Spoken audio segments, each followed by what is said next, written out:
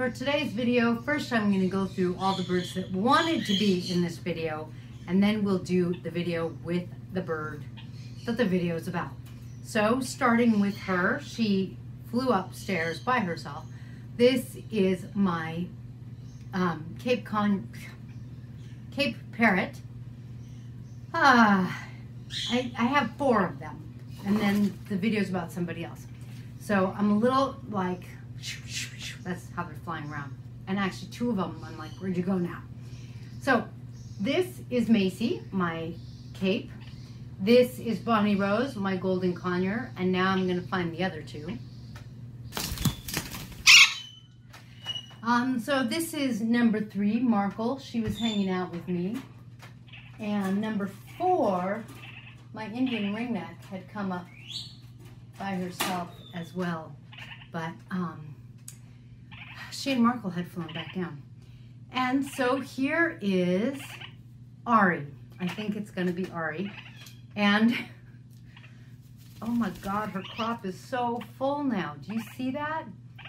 Do you see that curve right there? She's just so full now. Ari, you know, in the morning it gave out fresh vegetables. So everybody gets fresh vegetables. And Ari was on the counter where I was giving them out. Come here, Bonnie. And what happened is she started eating the fresh vegetables out of the main bowl that I was dishing them up out of. There you go, sweetie. You're okay. You're okay. And so I gave her her own little dish, and she kept eating and eating. So I refilled the dish, and she kept eating and eating. So I refilled the dish. She's been eating fresh vegetables all day. I snuck some pellets in, which worked. She just ate more fresh vegetables than I think any other bird combined. Huh, sweetie? She's a vegetable monster. And it's funny because, you know, I'm trying to do some good research.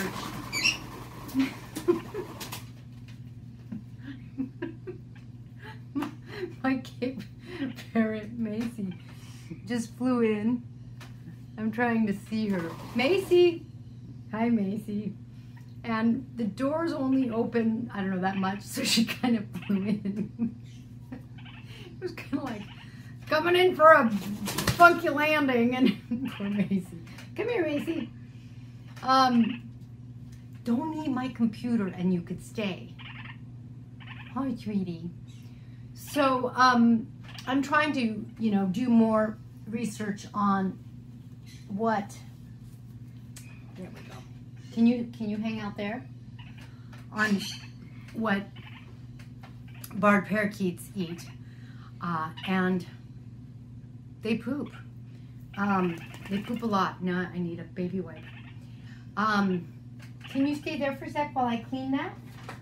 I have them right by my desk because with parrots, I always need them. And so you know, online I saw a forum and it was like,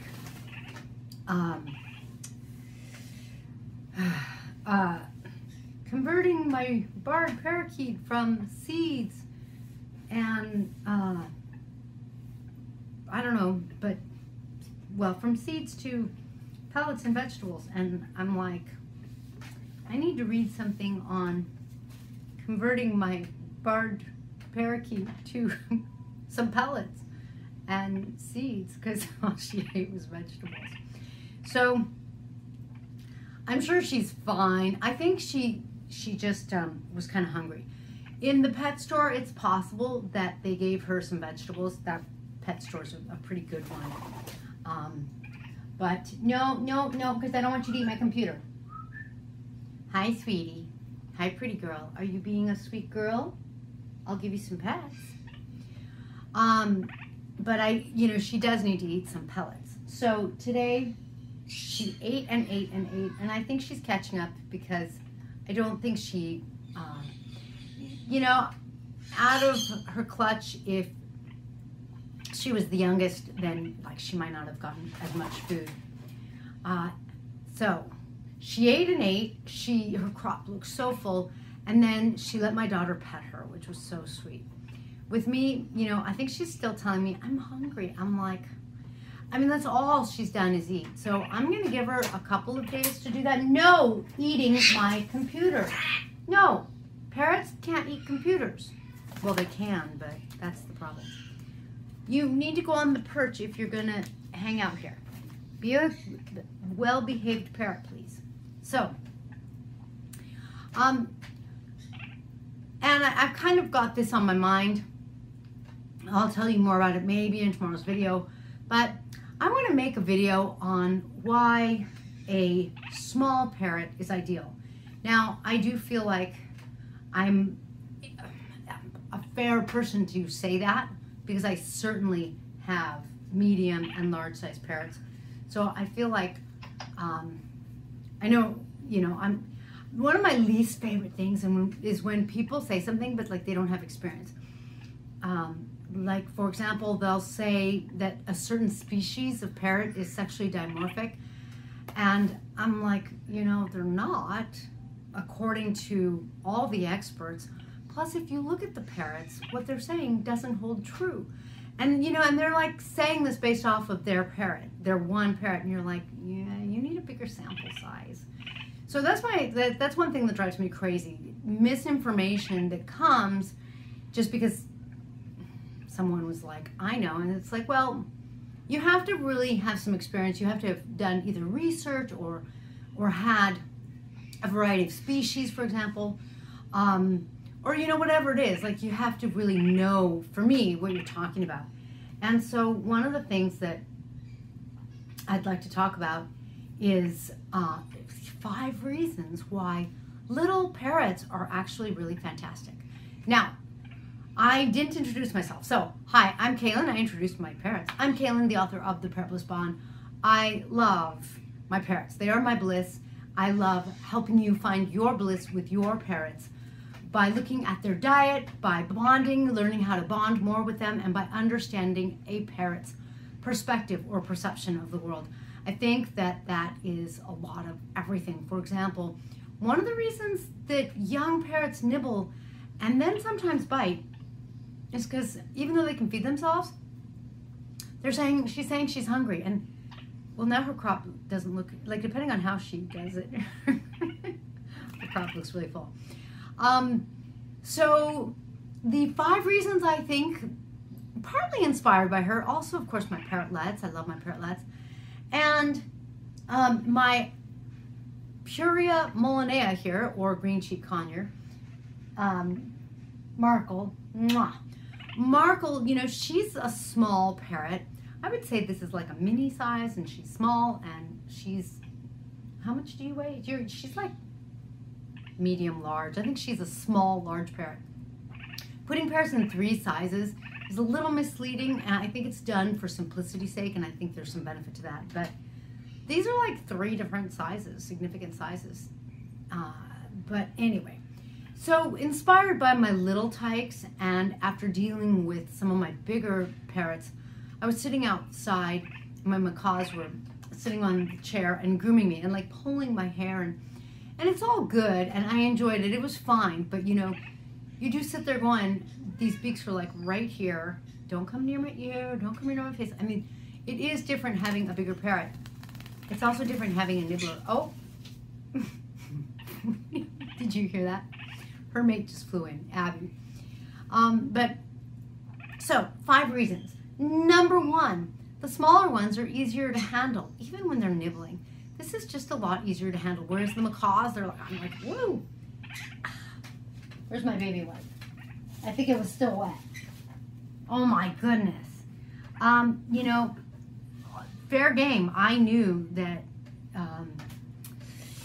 barred parakeets poop a lot. That's because she eats so freaking much. And she does. She poops. Number 2 reason, they're easier to clean up after. If that had been a macaw, I would, oh my gosh. Yeah, my macaws aren't allowed in here. They would break everything. And one poop would like ruin the keyboard and everything. I mean, it's just like, huh, sweetie. right? Do you agree, Bonnie? Number 3, it's easier to buy toys for them. And what I mean by that is if you have a small parrot, the toys are going to last longer, and you're not buying like the big $20, $30 toys or whatever. I mean, you know. And my macaws, those big toys last them long enough to blink your eye. Whereas these little guys, I can get them a toy and it'll last them, like, sometimes they even get bored of it first. Hi, Abby. Hi, you want to say hi to everybody? My floor. I need another baby wipe. Abby, they just had a clutch and Abby's plucking. I don't, no. So the smaller toys, or the toys you buy for a bird this size, they just last longer and you don't have to buy them as often, and you get to buy smaller toys. You can also, I feel like, get away with more toys, like in the cat section, a little fake mouse or a pom-pom, or I don't know, I mean, you know, stuff like that, and it just is economically easier. A bird like Ari, you're all fluffed up. You're all fluffed up. Now Abby's on my shoulder behind Markle. And another poop. A parrot like this is, you know, you're gonna, I think a bag of parrot food I would expect to last me more than a month. Wow, look at you practicing those wings. Oh, what a good bird, good flyer, yes. I can't wait for them to come in. Yes, yeah, for your feathers to come in.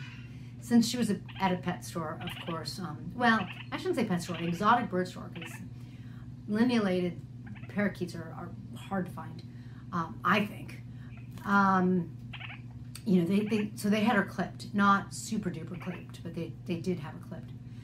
So a bag of food for them is going to be a lot more economical, whereas, for example, for Bonnie, I have to also buy her nuts because she's also a nut eater, so the price really goes up. The bigger the parrot, the more they eat, of course, and depending on the species, you know, if they eat nuts or something like that, it gets more expensive. The number 5 reason, these smaller parrots fit on your shoulder or your fingers so much more easily. When we're downstairs, one of the things that happens that's really funny is the parrots like come in for landing and they land on our shoulders. Do you want to go back to your food? Okay.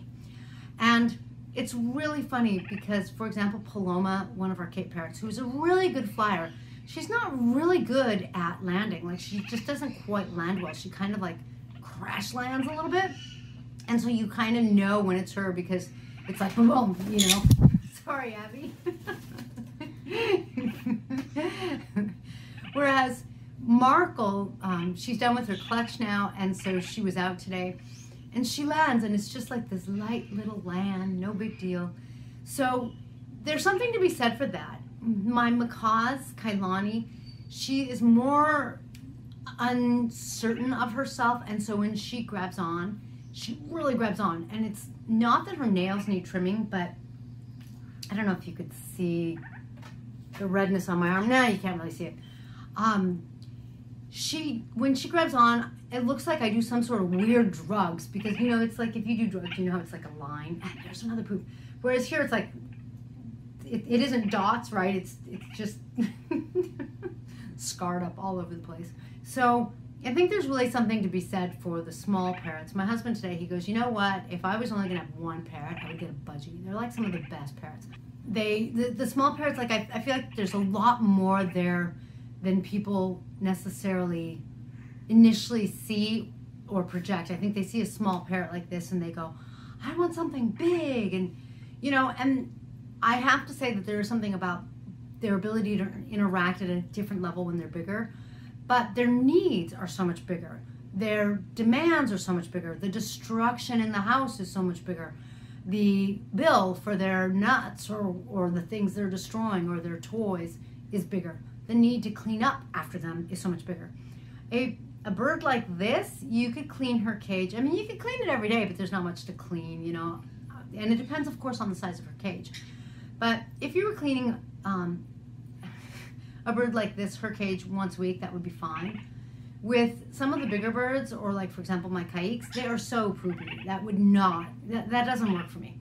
So they have to have their cage cleaned at least a couple times a week, at least. So those are things that I think people don't always recognize and that I think are really worth recognizing. All right, thank you for joining me in this blissful video. I will catch you next time.